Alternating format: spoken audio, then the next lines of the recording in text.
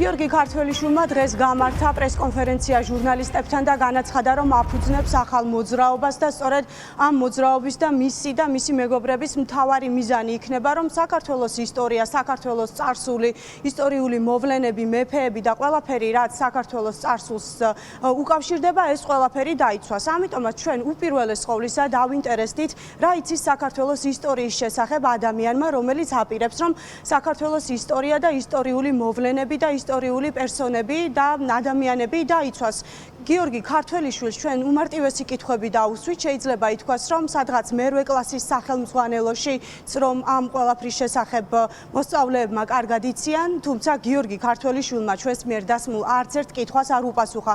კითხვები ეხებოდა უმნიშვნელოვანეს ისტორიულ მოვლენებს და გვაინტერესებდა სწორედ იმ ადამიანის მხრიდან, იყო თუ არა მზაობა და მქონდა თუ არა მას შესაძლებლობა, რომ ამ ელემენტარულ კითხვებზე ჩვენთვის ეპასუხა, თუმცა ქართველიშვილმა განაცხადა, რომ მან ისტორია ძალიან კარგად იცის, თუმცა ჩვენთან არ აპირებს, რომ არც წმინდანებზე, არც მეფეებზე და არც ისტორიულ ბრძოლებთან დაკავშირებით დასმულ რაიმე კითხვას პასუხი გასცეს. ბატონო გიორგი, ამბროსი ხელაიაზე რა იცის? ბატონო გიორგი, ამბროსი ხელაიაზე რამე შეგიძლიათ გითხრათ? რა იგიძლიათ? წეგან კითხვას მისვავდით ისტორიად. საქართველოს ისტორია თქვენ თუ იცით? ერთი წუთი. საქართველოს ისტორია თქვენ თუ იცით? ბატონო, ერთი წუთი. საქართველოს ისტორია თქვენ თუ იცით? კარგად გეცოდინებათ, რამდენმა ქართველმა შეწირა საქართველოსთვის და ჩვენი ქვეყნისთვის თავიდან.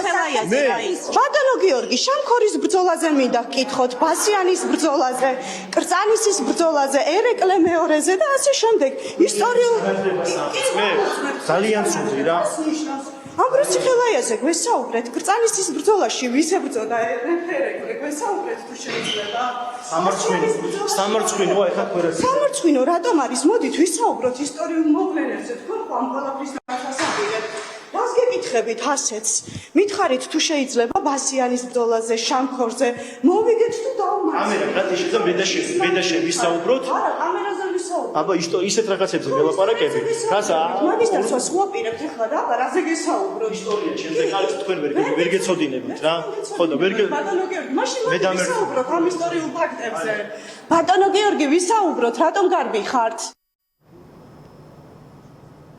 მოკლედ ადამიანი რომელიც საქართველოს ისტორიის დაცვას აპირებს ვერ პასუხობს ისტორიასთან დაკავშირებით ელემენტარულ კითხვებსაც კი თუმცა მან პრესკონფერენციაზე ისაუბრა იმასთან დაკავშირებით რა მიზანს წარმოადგენს ის ახალი ორგანიზაცია რომელსაც გიორგი ქართველიშვილი საკუთარ თანამოაზრეებთან ერთად აფუძნებს ამბობს რომ აბსოლუტურად ყველას პასუხს გასცემენ ეცდებიან რომ იყვნენ ძალიან კონსტრუქციულები მაგრამ თუ კი სხვა გზას არ დაუტოვებენ და თუ კი მათ სხვა გზა არ დარჩებათ მაშინ ისინი მზად არიან სისხლის სამართლის დანაშაულის კი ჩაიდინონ და მზად არიან რომ მაგალითად ციხეშიც კი ჩასხდნენ. ჩვენ მათ ვკითხეთ, მაშინ როდესაც ქვეყანაში არსებობს პოლიცია და სამართალდამცავი უწყებები, რაღაც საჭირო არის ქვეყანაში კიდევ ახალი ორგანიზაციის შექმნა, რომელიც სამართლიანობას აღადგენს და რომელსაც რეაგირება ექნება იმ საკითხებზე, რაც მათ არ მოეწონებათ, თუმცა ერთადერთი რასაც გიორგი ქართველიშვილი ჩვენთან საუბარში ამბობს, არის ის რომ ისინი პოლიციას აღიარებენ და მზად არიან, როდესაც დანაშაულს ჩაიდენენ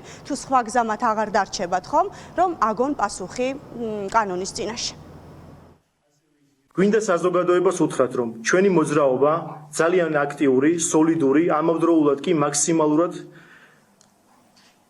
კონსტრუქციული იქნება, მაგრამ თუ კი ჩვენ კულტურისა ეროვნული იდენტობისა და დაცვისთვის იქნება აუცილებელი არანაირ საფრთხეს არ მოვერიდებით. მზად ვარ თითოეული ჩვენი ქმედებაზე ვაგოთ პასუხი, საჭიროების შემთხვევაში ციხეშიც კი წავიდეთ. მიგვაჩნია რომ არა მხოლოდ ადამიანებმა, რომლებიც საკუთარ თავს იუმორისტს უწოდებენ, არამედ მათ, რომლებიც კონკრეტულ კადრებში სცენაზე მასთან ერთად ხედან და ხალისობენ, ქართულ ხალხს ბოდიში უნდა მოუხადონ. ამავდროულად მათი სინანულის საუკეთესო დასტური იქნება თუ კი დააფიქსირებენ მკაფიო პოზიციას და მიმართავენ პროკურატურას რომ აღნიშნულმა უწყებამ ნიკო ხურცილავას პატიმრობა არ მოითხოვოს. წინააღმდეგ შემთხვევაში მოვითხოვთ პასუხს.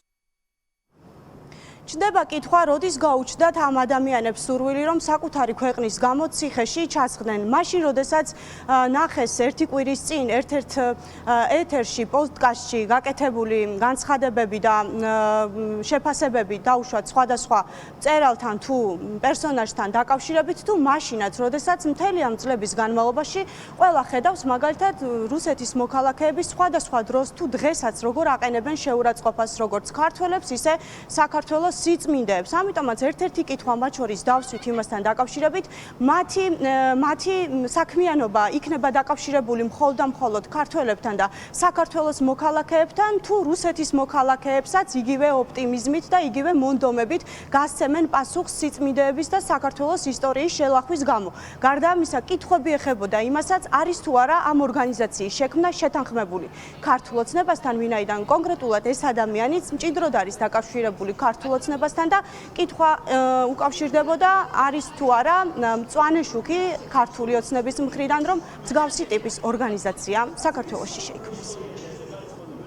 არ აქვს არანაირი ადამიანს, არანაირი არც არანაირი ეროვნებას განსხვავება twins ჩვენს იდეოლოგიას, ჩვენს სარწმუნოებას შეეხება, არ აქვს მნიშვნელობა. ახლამდე არ გინდოდათ, რომ თქვენი ქვეყნის გამო რუსებისთვის პასუხი გაგეცათ და ახლა აღმოაჩინეთ, რომ თქვენი ქვეყნის გამო შეგიძლიათ ციხეში წახვიდეთ. თქვენ რა იცით მე რა გამიკეთებია ჩემი ქვეყნისთვის?